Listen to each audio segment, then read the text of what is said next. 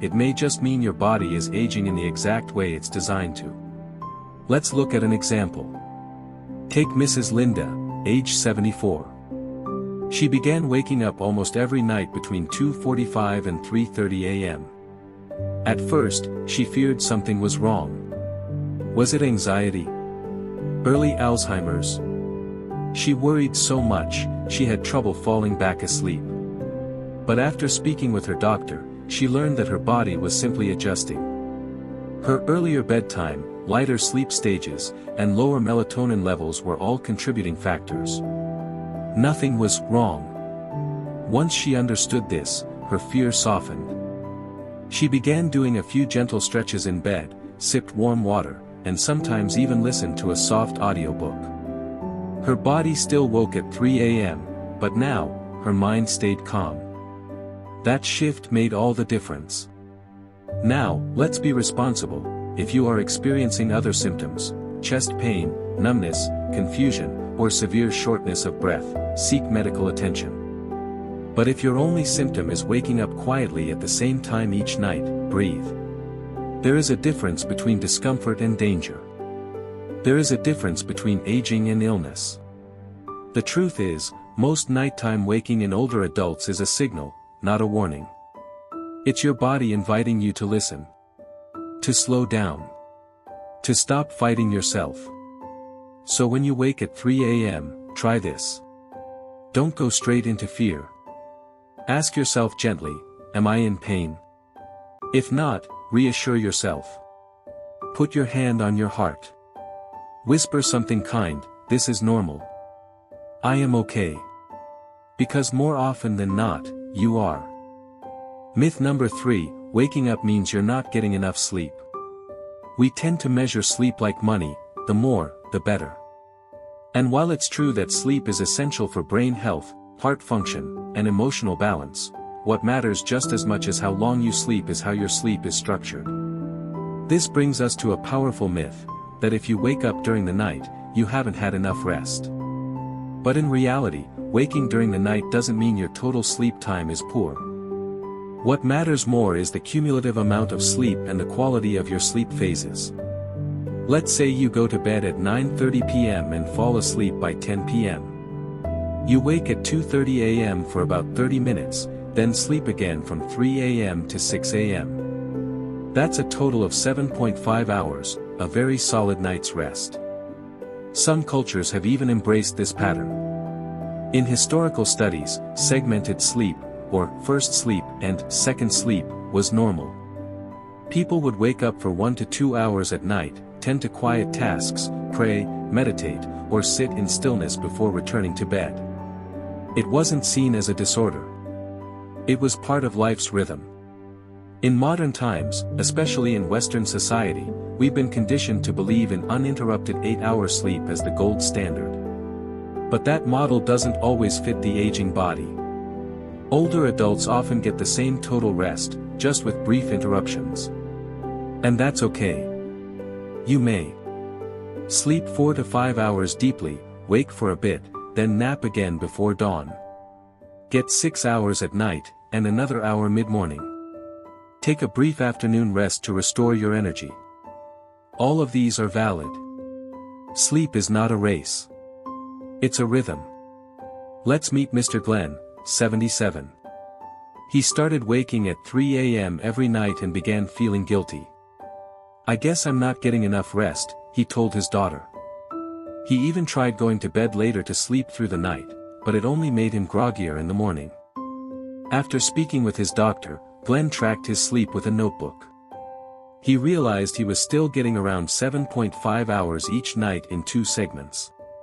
His doctor explained that this was completely normal, and even healthy. So instead of worrying at 3 a.m., Glenn started using that time to do a 5-minute breathing exercise and light stretching.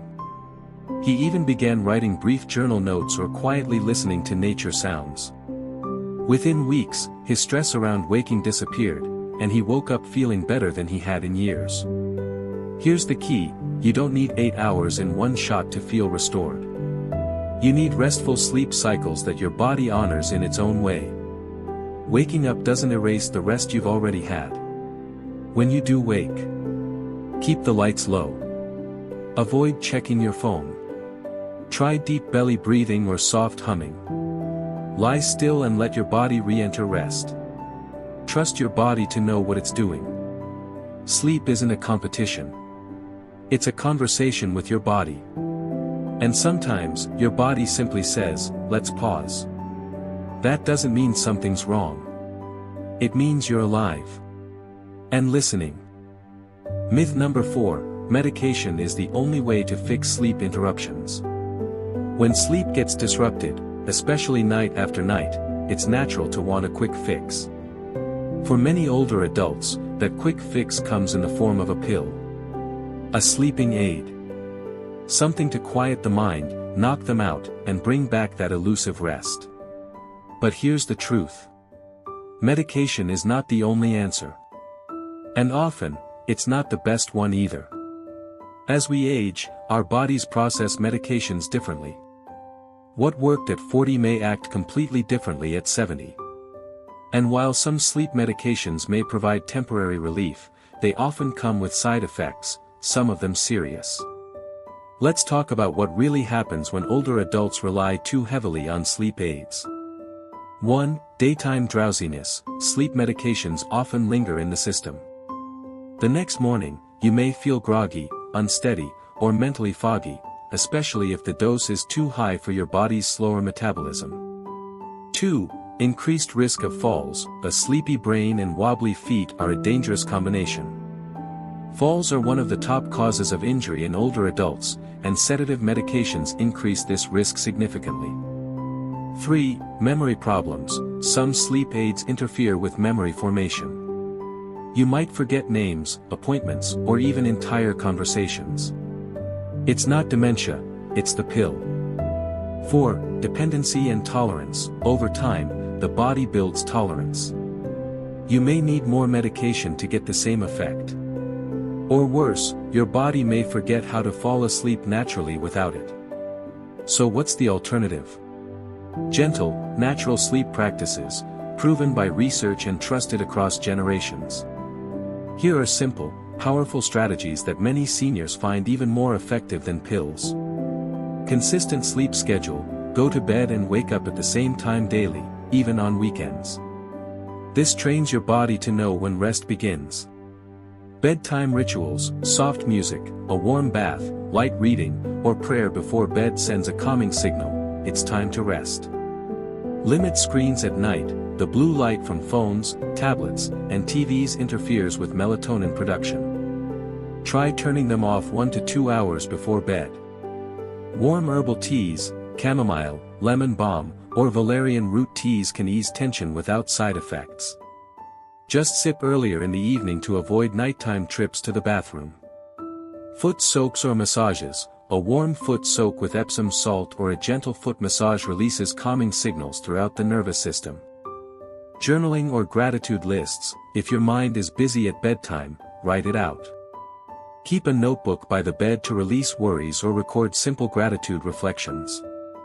Movement in the daytime. Gentle walks, stretching, or Tai Chi during the day improves nighttime rest. Bodies that move more often sleep more deeply. Meet Mr. Bernard, 81. After his wife passed, he began waking up multiple times each night. His doctor offered sleeping pills, but Bernard hesitated. He'd seen friends grow dependent. Instead, he began a new nighttime ritual, stretching for 5 minutes, writing a short gratitude list, sipping warm milk, and listening to soft piano music. Within a month, he was sleeping better, and waking clearer. Sleep medications have a place, but they should be a last resort, not a default. If you do need medication, work closely with your doctor. Use the lowest effective dose. And always pair it with natural strategies to rebuild your body's own rhythm. Remember, you're not broken. You're not too old to sleep well. Your body still remembers how to rest, it just needs the right signals. Let the night be gentle. Let the tools be natural. And let sleep return in its own quiet way. Myth number 5, if I wake up, I should just get up for the day. It's 3 a.m. You've woken up again. You glance at the clock and think, maybe I should just get up. What's the point in lying here? This belief, that waking up in the middle of the night means it's time to start the day, is one of the most common myths among older adults. But here's the truth, waking early doesn't always mean you're done sleeping. In fact, staying in bed, even if you're not immediately asleep, can be one of the best things you do for your mind and body. Let's unpack why. As we've shared earlier, sleep in later life naturally becomes more fragmented. You may sleep in shorter chunks, with brief moments of wakefulness in between. That doesn't mean your body is done resting, it just means your rhythm is different now. If you wake at 3 a.m. but still feel physically tired, your body is asking for more rest, even if your mind is a little alert. Don't rush to stand up, turn on lights, or launch into a new day. Instead, treat this moment as part of your sleep process. Try this gentle routine. Stay in bed, lying comfortably. Avoid turning on overhead lights. Use soft lighting if needed. Don't check your phone, it wakes your brain even more. Close your eyes and take 10 slow breaths. If your mind is busy, focus on a calming phrase, I am safe. I am resting. If you enjoy spiritual practice, say a short prayer. If you're a journaler, jot down one thought in the dark with a soft light. These cues tell your body, it's still nighttime. Meet Ms. Dolores, 82. She began getting out of bed at 3:30 a.m. every morning. I figured I was awake anyway, she said. But by lunchtime, she was exhausted. Her daughter encouraged her to stay in bed, even if awake. Dolores resisted at first, but agreed to try. She added a soft eye mask, played gentle music, and practiced slow breathing. To her surprise, she started drifting back to sleep. Some nights it was 20 minutes, other nights it was 2 more hours. But either way, she woke up feeling less drained. Why does this work? Because rest isn't just about sleep.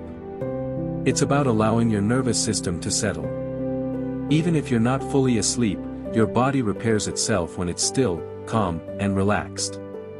Waking up and rushing into your day at 3 a.m. may disrupt your natural rhythm. Cause early afternoon fatigue. Increase stress levels over time. Instead, giving your body the chance to rest again, even if only lightly, sends a signal of safety and recovery. Of course, there are exceptions. If you feel completely alert, not tired, and wide awake after 30 to 45 minutes of calm rest, you can get up gently.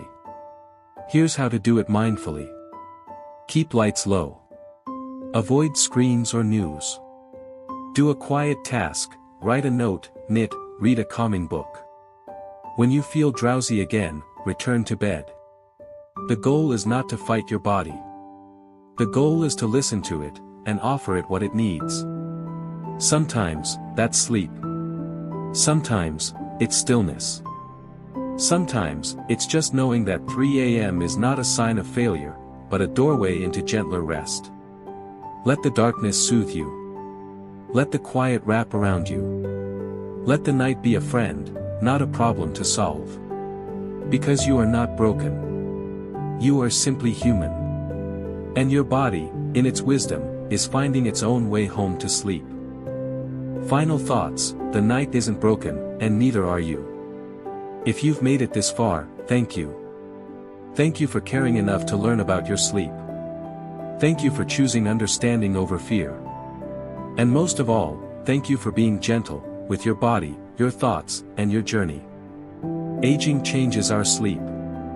That's a fact. You may wake up more often. You may sleep in shorter cycles. You may find yourself lying awake at 3 a.m., listening to the soft hum of the world outside. But that doesn't mean something is wrong. It simply means something is different. And when we stop fighting those differences, when we start meeting our body with curiosity instead of criticism, something beautiful happens. We begin to rest again. Not just in body, but in spirit. You are not broken because you wake in the night. You are not failing because you sleep in pieces. You are human. And your rhythms, no matter how they change, still deserve care, respect, and peace. So next time you wake in the still hours of morning, smile gently. Whisper something kind to yourself. Know that you're not alone. You've lived through storms and seasons. You've seen decades of sunrise. If your body wakes early, maybe it just wants to be present for one more. Let it. Embrace the quiet. And remember, the night isn't broken. And neither are you. Thank you for being here. If this video helped you, leave a comment below. And if you know someone who needs these gentle reminders, please share it with them. Until next time, may you sleep with more kindness, and wake with more peace.